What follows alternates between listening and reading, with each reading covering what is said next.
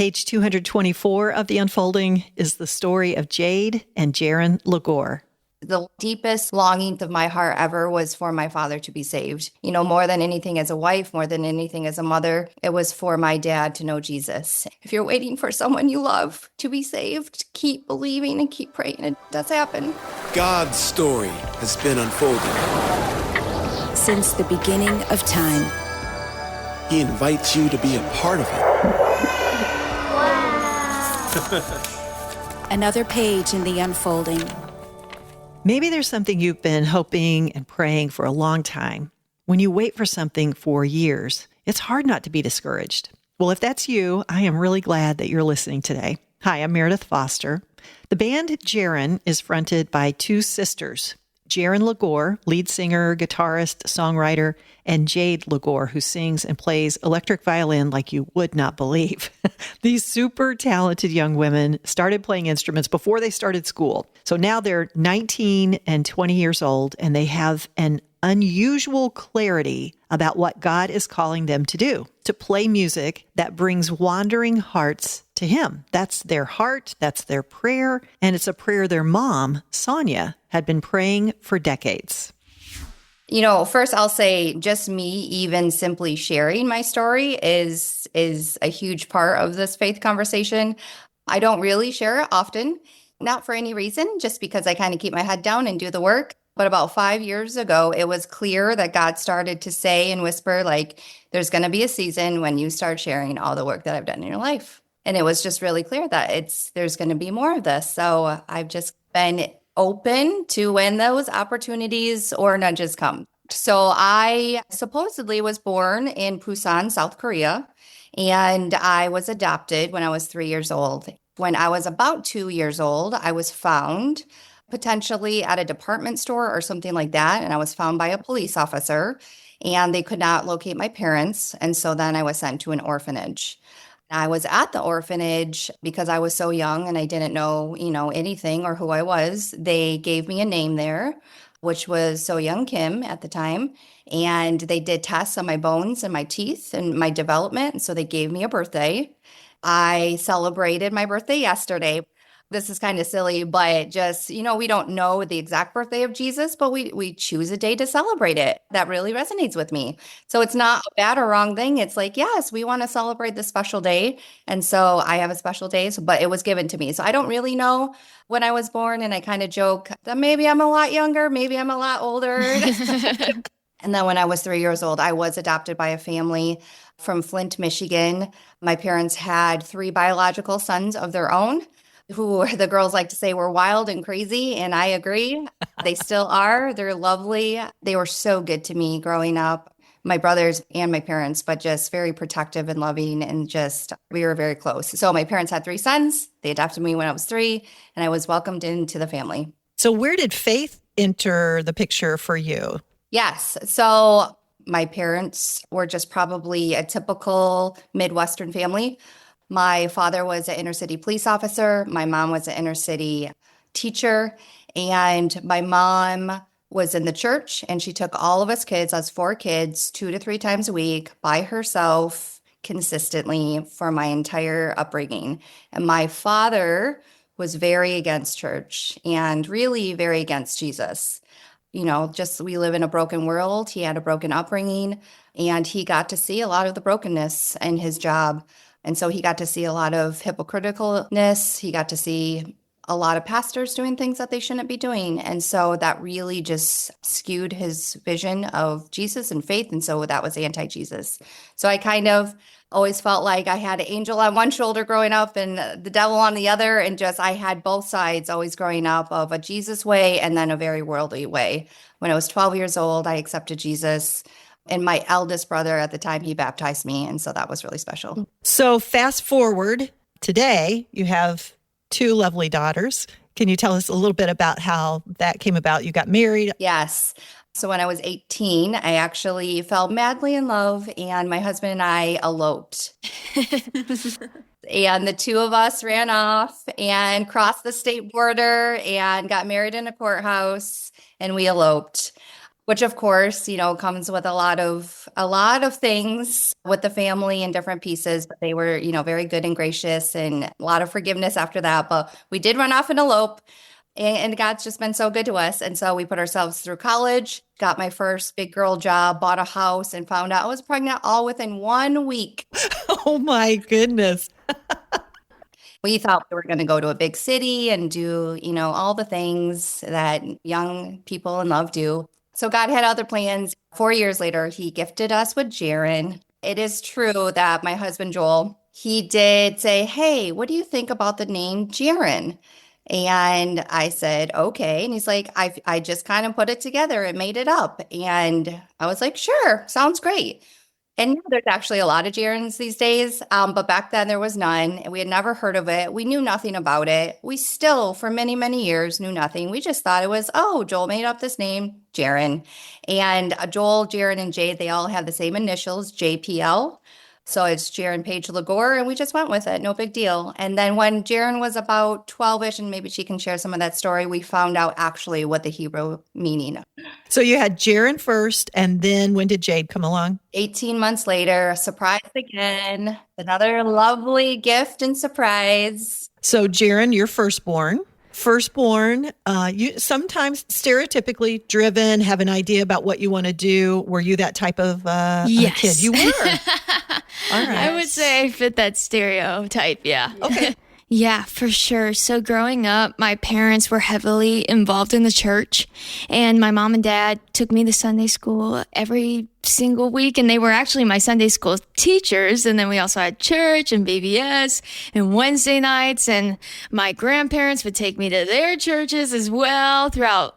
So I was just involved in the church. You were immersed. Yeah, immersed from a very young age. And I don't even remember when I gave my life to the Lord. He's just always been a part of my story, and he's always been there for me. And Jade and I, we got baptized on the same day in January. Wow. I think it was 2011 or 2012. I grew up playing music from a very, very young age. My mom, she didn't say this, but she studied piano in college. And so when I turned 5 years old, she said, okay, Jaren, let's play piano and I'm going to be your teacher. And so I learned how to read music before I could read English. And she taught me classically, and same with Jade. Jade started when she was 5 as well. I started when I was 4. Okay, well, she got a head start then.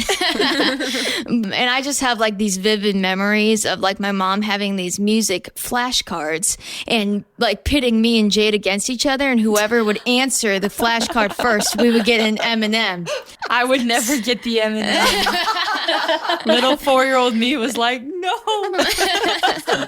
So competitive. Yeah, so it was always competitive, but we learned really quickly. And so my mom, she put us in several different things just to see what we were naturally gifted at, and all sorts of sports and dance and music and all sorts of things, karate, all sorts of things.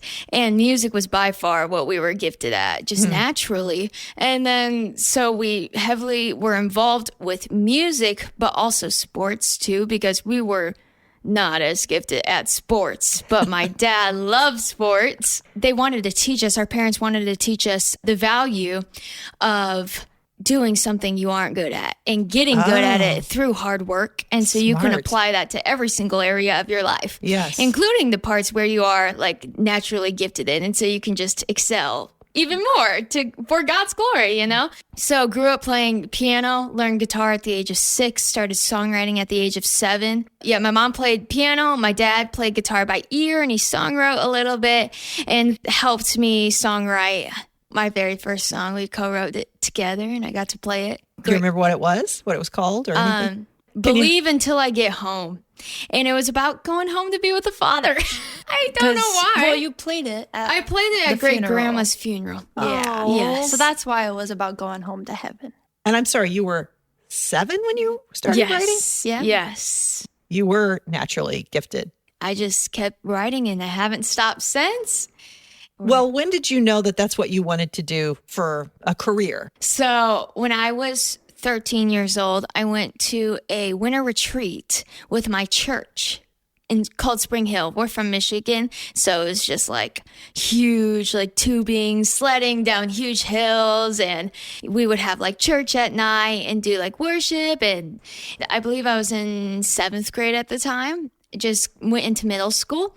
And at the very, very end, it was the last night, and the pastor was talking about singers and songwriters and this Old Testament story in 2nd Chronicles of King Jehoshaphat, and he was sending all the singers and the songwriters to the front lines of this war that they were in to sing praises to God, and the enemy got all confused and they ended up just defeating themselves, right? And so there was no one left to fight.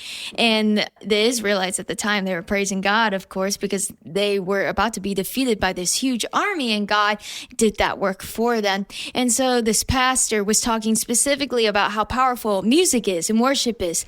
And I was like, in Michigan, nobody does music. And we were like one of the only people that really did it, of like my friends. I'm like, this guy's talking to me. And, I really didn't have any friends who were into music like that. I really thought he was talking directly to me. And then after that story, the very next song that they played was Reckless Love by Corey Asbury. Very first time I had heard that song. I had never heard it on the radio. I had never heard it anywhere else. I hadn't heard Corey's version. I didn't know it was his song. And I just started weeping as a 13-year-old. And I heard God speak very directly to me for one of the first times. And he said, you will use your gifts and your talents that I have given to you before the beginning of time to bring wandering hearts to me. Once I heard that, I just knew immediately it was music, and that I would be doing this for a very long time. And I remember telling my little small group, I was just crying, and all the girls were looking at me like I was crazy.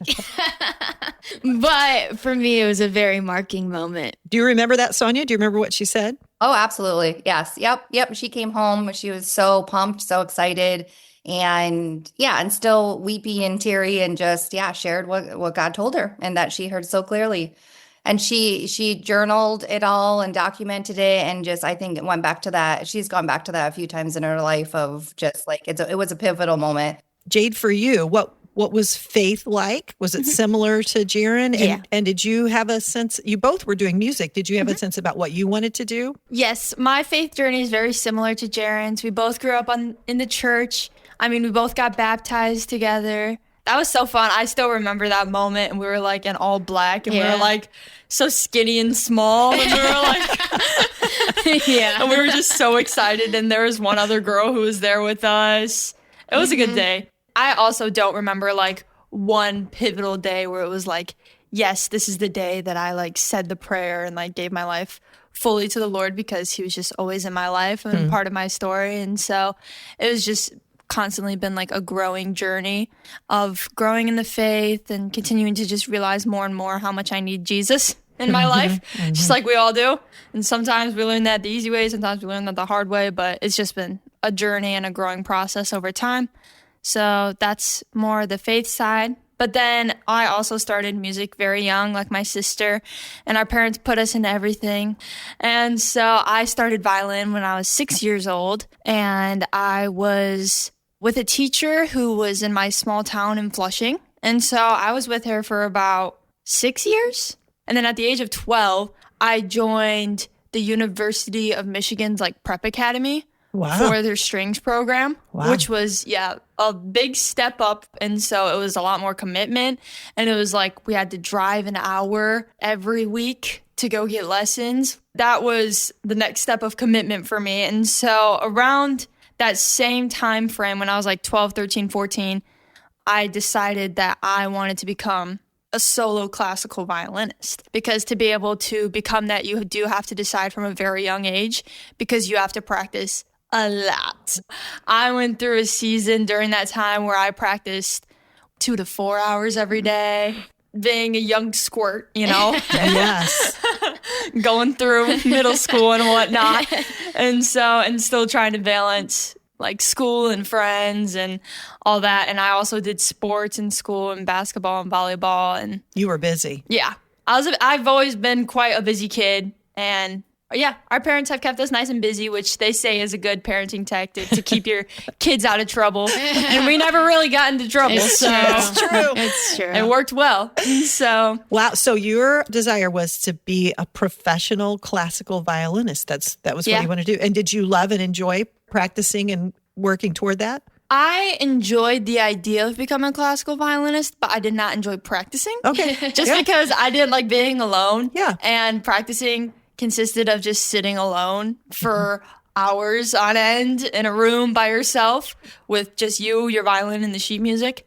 And so I was never a big fan of that. And so as I was growing older, before the band came up, I was deciding that if I did become a classical violinist, I would probably want to do like quartets or orchestras and not just solo Have some work. people. Yeah, so I can have some community, some people. Because I was always in orchestras growing up in our town at like the Flint Youth Symphony Orchestra and whatnot. And so I was always a part of those growing up, and I always had a great time.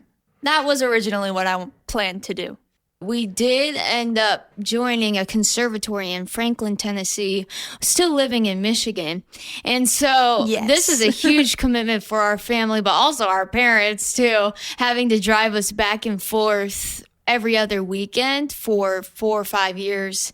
Have you ever heard of the Annie Moses Band? We saw them when we were very young in concert, and it's like this family band, and they're extremely talented, mostly when it comes to their classical instruments and violin and cello, and they have all the string instruments, and then it's just this huge family band, and they're mainly known for their Christmas tour. So we saw them on their Christmas tour, and they're like Juilliard trained, just insane players and instrumentalists and musicians.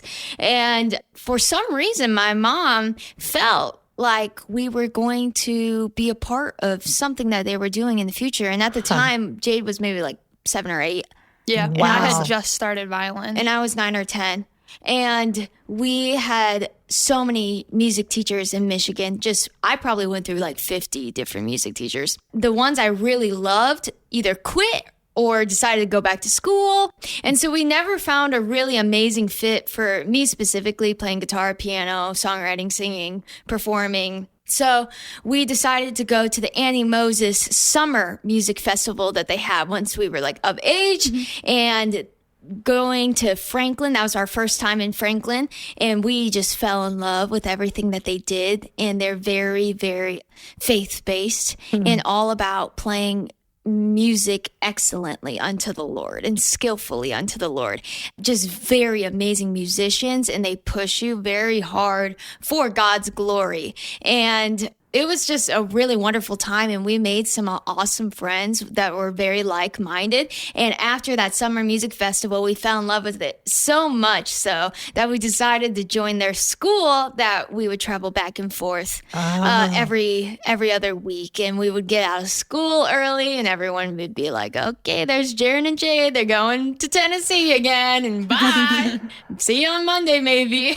While I was a sophomore in high school, COVID hit. And so I really only got like a year and a half going to actual high school.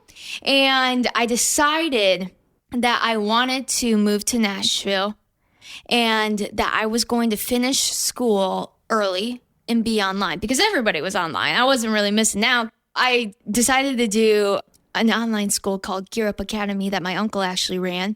And it allowed me to get my junior and senior year done in 1 year.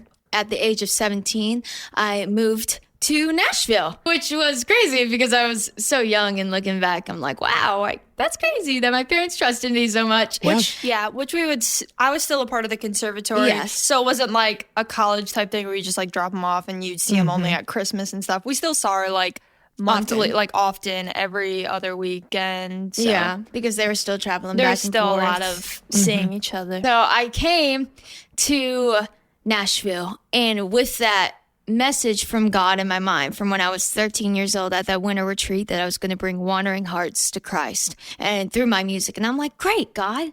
Didn't really ask him what that meant. I was just, okay, where are the wandering hearts? Oh, they don't listen to Christian music. They listen to secular music. So I'm going to be a pop artist. And so I decided to do that. I always had this idea of bringing a light to the darkness. Though I didn't ask God if that was his plan. That was my plan. So I did it. And I was working with a different management team at the time. And everything we did just went terribly. And it was not blessed. And it was about 6 months of just writing, performing in bars and songwriting rounds and doing what you do when you first move to Nashville and recording and trying to make connections. And like every single connection that we had that was like a great opportunity fell through, and all the rights weren't going great. All the songs were becoming so shallow. And it came to the point where we recorded a song, and my manager just put me in a songwriting room, was like, go write a fun summer song. And I was like, okay. And so I did, and it wasn't the best song ever, but it was kind of like, okay, this is your fun summer song. It's going to be your first release. Whatever you come out with, pretty much, you're going to release it. We recorded it at Dark Horse Studios, which is like the nicest studio. I don't even know how we got in there, but we did. It was just really a shallow song and just not great. It's not good. It was called Drives Like These, and it was just about going on a drive with your friends and having fun. And I remember this fun summer song got submitted, but there were so many technical difficulties. It didn't come out till like Halloween. It was all about summer. And I was like, oh no, this is terrible. Who's going to listen to this? And so after that, and just looking back on that whole experience with all the connections and the friends I was making and the people, it just wasn't good. And the Lord's favor and his hand was not upon it. And I realized that, and it was just so much striving. And there was a lot of just like emotional weight and depth to it too, that I was just like stressed out all the time, like trying to make all of this work and realizing I had strayed so far off the path that I originally wanted to be on, of bringing wandering hearts to Christ. I was like, this ain't bringing anybody to Jesus. Jaren was clear. She knew she was called to use music to bring wandering hearts to Christ, but everything was falling flat, which turned out to be a gift because it forced her to stop and ask God, what do you want me to do? I prayerfully was considering what to do next. And so for about like 3 months, I really was just praying and praying. And I felt like the Lord told me specifically to go into CCM music, Christian contemporary music, which I didn't really want to do at the time. But I was like, obviously, this is not working over here. So God, like, I'm gonna be obedient to you. And he has drastically changed my heart and who I am like crazy. And all I listen to is Christian music and worship music now. I do not listen to secular music because I have no taste for it anymore at all. And that's just not saying that's sinful or anything. It's just part of my story because I chose to do that first. And I feel like the Lord has just shifted my heart so much with that. And I started working with Crystal, and she was managing Ben Fuller at the time. And then Ben did really well. And I was like, wow, like, that's kind of cool, like what he's doing, and his testimony is really cool. And I'm like, and he's bringing people to Christ too. Like, I can do this. Like, the people in the church who listen to Christian music, they're wandering hearts too, is what I realized. And there's so many people just at these festivals and these shows that we're doing that are coming to Christ and like finding salvation. And I'm like, okay, this is so much more fruit than what my way was producing. Jade, that's not what you thought you were going to do. How in the world did this band come about? Yeah, so my sister, when she started pursuing the Christian music realm, and she was like, I'm going to be a Christian artist. And so then her manager was like, okay, well, you need a band to back you up. And what if they were all girls? Because there hasn't been a girl band in a hot second. And she was like, hey, that's cool if you can find them. They were able to find 2 other girls to join them, and then they had their first rehearsal together, and my sister was like, we're missing something.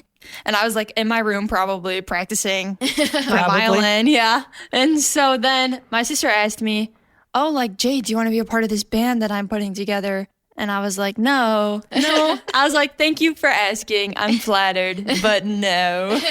Because I was so dead set on this classical violin route that I was going to pursue, and I had put so many countless hours into pursuing this career for myself. Like the Lord's hand of blessing was over that part of my life, and the Lord's hand of blessing was over a lot of different parts of my life. And so it was like hard for me to discern like, like nothing's falling through for me. So it's like, okay, so what do I have to do? What do I want to do? What does God want me to do? Because everything's working out. And I'm like getting into every school that I'd get into to pursue all of these different career routes and like getting the scholarships that I need as well. And so it was a tough like crossroad for me to try and decide this for myself. How did you make that decision? How did you work that out with God? Yeah, I ended up choosing to be in the band by asking God and going to the Word, because sometimes it's hard for me to discern with so many voices of my own in my head, like, oh, like this is God's voice, this is God talking to me, like for sure. So it's hard for me to discern that sometimes, but it's easy to discern that the Bible is the truth and it's the word of truth. And so I was like, okay, well, we'll ask this question, we'll go to the Bible. And so I was like, okay, God, what do you want me to do with the band? And so I prayed that prayer, and then I like had my Bible in my hand, and I do this thing where I get like tingly fingers and I have like the Lord lead me to like a passage in the Bible. And so I'll just like skim the Bible and like flip through it and like with my eyes closed. And then like I just like felt like, okay, this is where I'm supposed to stop. And I opened my eyes, and it was a parable from Luke. It was like Luke chapter 13, verse 6 through 9. And it was like the parable of the barren fig tree, which basically just was this guy being like, I've been working on this for 3 years for this tree and like I don't see any fruit and I want to chop it down.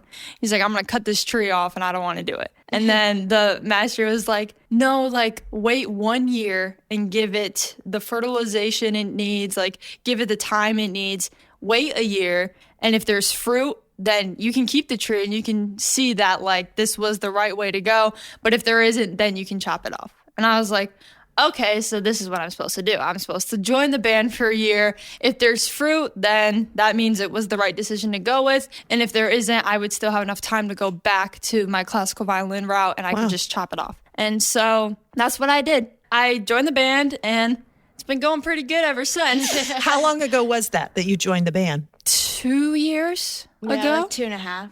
2.5, yeah. How old are you guys now? I'm 20. I'm 19. Jaren's 20, Jade's 19. Okay. All right. So you joined the band. What does that mean? Is that touring? What did that look like? Your lives change again? Yeah, there was a lot of rehearsals. So I still lived in Michigan, and I wanted to live in Michigan. And so I did even more traveling back and forth, where it was like a weekly thing. Wow. But luckily I was to the age where I could fly. So I would just fly by myself, like back and forth a lot. I went to public high school at the time. And so I'd missed like a third of my school days. But it was okay because, again, like the Lord just was so kind to me and just blessed me so much. And he gave me so many like amazing school opportunities. So I was able to like graduate top 10 in my class. I was able to have over a 4.0 GPA. Like the Lord just helped me through all of that. I was able to be on like homecoming corps. I was on the varsity tennis team and we went to states and stuff. Yeah. So it was just such a great season of my life, and I'm just so thankful to the Lord that he provided that season for me in that school time, because school was very important to me and I loved school. And I still go to school now because I like school. And so I've always enjoyed it, and just getting to hang out with friends and the different festivities that come with that. So you said you joined the band. The test was, is there going to be fruit? So let's talk about that. What does that look like? Yeah, so there's been a lot of fruit. And like I was saying before, just bringing wandering hearts to Christ is always our first and foremost.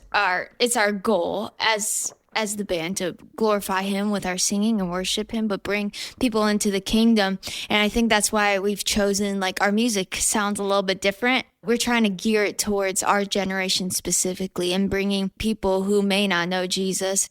There's that one verse in the Bible, I forget where it is, but it says to make the gospel attractive. And I never really understood that. I'm like, you don't want to distort the gospel, but you do want to speak their language. And Paul did that. Like, if he was with the Gentiles or the Jews, he would come down to whatever level that they were at so that he could preach the gospel to them the best way that they could receive it. And so that's what we try to do with our music. And so we've seen just a lot of like salvations and people coming to Jesus, and that the Lord's really put it on our heart to preach the gospel at every single show. And even like last night, we had 4 young people come to the Lord, which was so beautiful. It was like they were really young, and like all of them were so young, which sometimes they're much older and sometimes they're young and sometimes they're teenagers. But last night it was like 4 like 8 or 9-year-olds, and so it was so sweet. But that's like one of the biggest things, and just getting to pray with people in the ministry aspect of everything is just, it's so important to us, and just as important as like the show itself is just like what we do afterwards and talking with people and hearing their stories. One of the biggest fruits that we've seen is our papa, and the one that raised my mom and adopted my mom, and the police officer who was very much against Jesus because of hypocritical Christians. And he hadn't stepped foot in a church my mom's whole entire life. It was a Christmas service we were leading worship at 2 years ago. He came to, I believe, 2 or 3 more shows. And by like the second and third show, he was just weeping in the background and like trying to like hide himself. But he was just crying, and like we could see him from stage, and he's like a very tough man. We were like, what is happening? And then last year during the Christmas tour, we just did our thing and got to share a little bit of my mom's story being adopted, because we also have partnered with Compassion.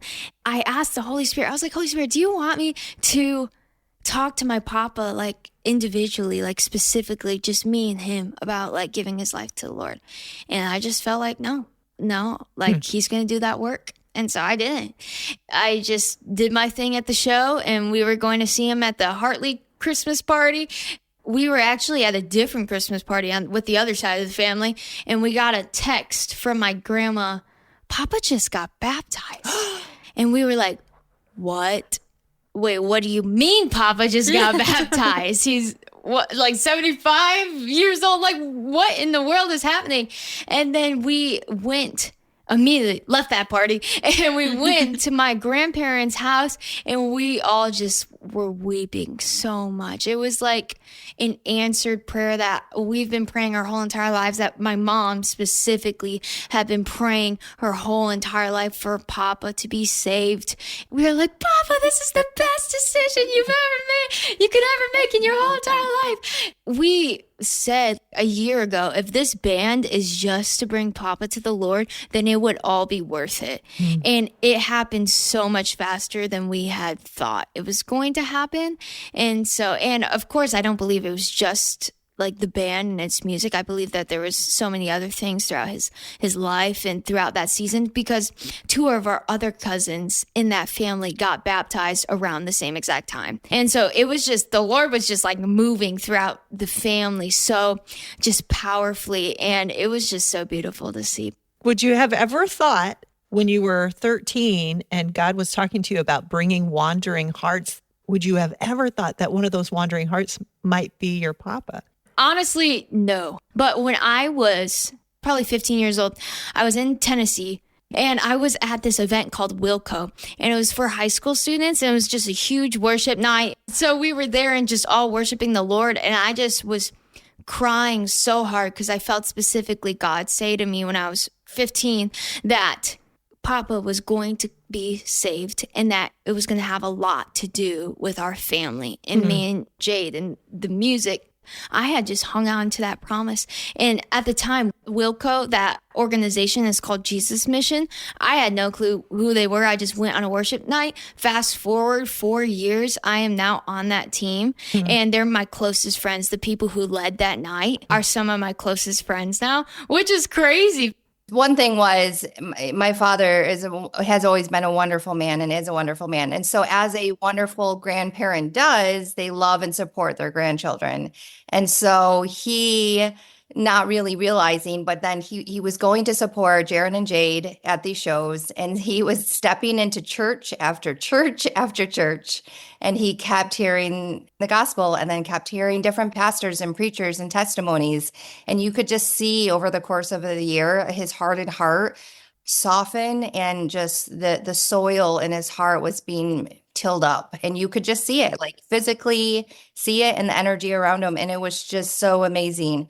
And so when he finally made that decision, which I would say, it's been years of all of us praying and decades of my mom praying and so many people around them. The deepest and most longing piece of my heart ever was for my father to be saved. More than anything as a wife, more than anything as a mother, it was for my dad to know Jesus. And so miracles happen. And if you're anyone who's listening, if you're waiting for someone you love to be saved, keep believing and keep praying. It does happen. God is so good and so faithful. And sometimes it's an out-of-body experience, but used me as a tiny little orphan girl to have a full circle of making impact through future generations and just sharing the gospel and the love and the light of Jesus. And so he can use anyone and anything. Sonia mentioned that her husband came up with the name Jaren when she was born. In fact, he thought he had made up a new name, but it turns out it's a very old name. In Hebrew, it means a cry of rejoicing, to sing out in praise. Isn't that cool? When Jaren was a newborn and they chose that name, they had no idea that 20 years later, the band Jaren would be touring the country, singing songs about Jesus. I'd love for you to see them in concert. They're joining the band Unspoken on tour dates this February. They're getting ready to do an event for the women of NASCAR, and they're going to be at festivals all across the country this summer. Find tour dates and more at thebandjaren.com. It's Jaren. They're also on Instagram and YouTube. And hang out to the very, very end of the podcast today to hear their song. It's called It Wasn't for Nothing. Thanks to Sonia, Jaren, and Jade for sharing their story. Would you like to know more about having your own relationship with Jesus? To know that you know that you know that he loves you and he is for you and he has good plans for your life. Text the word WOW to 41224 to start the conversation. Thanks to the Unfolding team, Lindsay Cameroon, Michael Shermack, our producer and network director, Jason Rackow. The Unfolding is a Wow God production. Discover more at wowgod.com. I see you running in place, a desperate getaway. Another sunrise, another sunset, another long day. It's all the same. Remember those tears you cried? I counted them every night. Losing your sleep, losing your peace. Might feel lost, but not on me. Look at me leaning close. Child, I need you to know it wasn't for nothing. The pain and the waiting I heard when you called me. I promise I'm using the hurt and the heartache for who you're becoming, so you can look back and say it wasn't for nothing. Have you been losing sight? Fear is running round your